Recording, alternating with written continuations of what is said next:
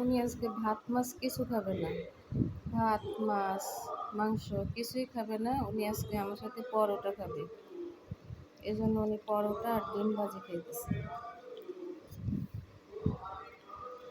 ওনার এখন ভাত মাছ খাইতে ভালো লাগে না। ভাত মাছ কিছুই খাইছে না উনি আজকে। আমার সাথে বসে বসে উনি পরোটা খায়।